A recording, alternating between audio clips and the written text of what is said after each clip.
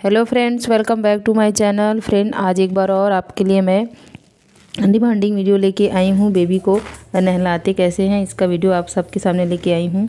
तो वीडियो को पूरा लास्ट तक ज़रूर देखिएगा। मैं स्टेप बाय स्टेप बताऊँगी छोटे बेबी को नहलाया कैसे जाता है। कई बार ऐसी दिक्कत होता है कि जो बच्चे रहते हैं, छोटे बच्चे, उसको नहलाना बहुत मुश्किल होता है। कई बार जो है वो पानी उनके मुंह में चला जाता है या कान में चला जाता है, जिससे हमको बहुत दिक्कत का सामना करना पड़ता है। तो फ्रेंड, आज मैं आपके सामने ऐसा टिप्स शेयर करूंगी जिससे कि आप बच्चे को बहुत अच्छे तरीके से नहला सकते हैं और साथ ही साथ जो पानी है वो उसके कान में भी नहीं जाएगा। ऐसा देसी तरीका है फ्रेंड्स छोटे बच्चे को, बेबी को नहलाने का। छोटे बेबीज़ को नहलाना बहुत बड़ा चैलेंजिंग का काम होता है। फ्रेंड्स, क्या होता है कई बार जब हम बच्चे को नहलाने रहते हैं। फ्रेंड्स, आज मैं आपके साथ अपने बेटे को कैसे नहलाती हूँ इसका वीडियो शेयर कर रही हूँ।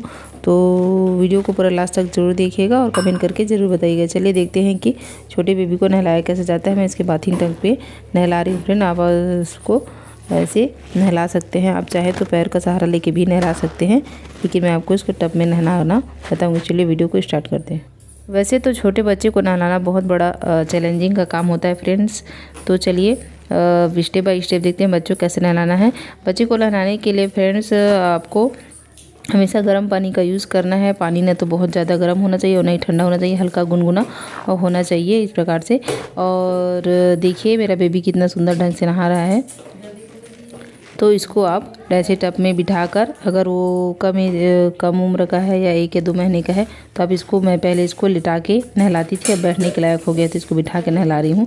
तो साबुन को आप अच्छे से पहले उसके हाथ पर लगाएंगे और हल्का हल्का हाथों से इसको रगड़ेंगे। आप चाहे तो यहाँ पर हल्के कॉटन कपड़ा का यूज़ भी कर सकते हैं। उससे क्या है, जो मैल गंदगी होती है वो जो होता है वो अच्छे से निकल जाता है। उसके बाद उसके पेट पर और छाती पर लगाएंगे फ्रेंड्स, और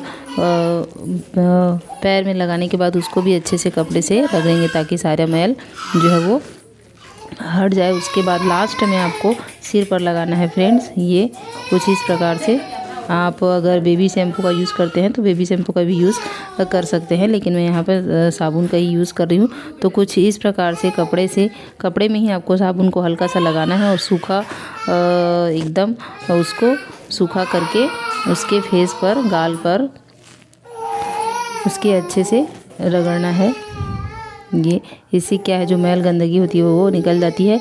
और जो हम बाल में साबुन लगाए हैं उसको भी कुछ कपड़े से इस तरह से पोंछ लेंगे। उसके बाद उसमें हल्का सा पानी डालेंगे। तो इस तरीके से बहुत आसानी होता है नहलाना। और क्या है, ज़्यादा पानी जो है वो उसके कान में भी नहीं आता है और ना ही उसके मुँह में जाने के चांसेस रहते हैं फ्रेंड।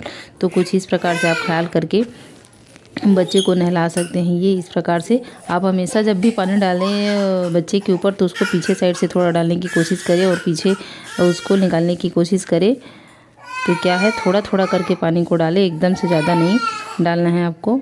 ये इस प्रकार से आपको बच्चे को नहलाना है। और क्या है, हल्का सा कॉटन कपड़ा लेके उसके एक कान के जो गंदगी है उसको निकालना चाहिए।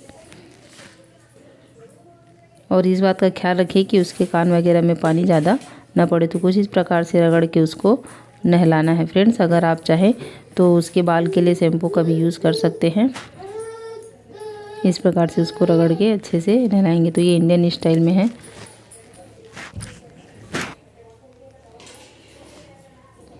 हमारी दादी नानी लोग पैर पर बच्चे को सुलाकर नहलाते थे, वो भी बहुत अच्छा मेथड है।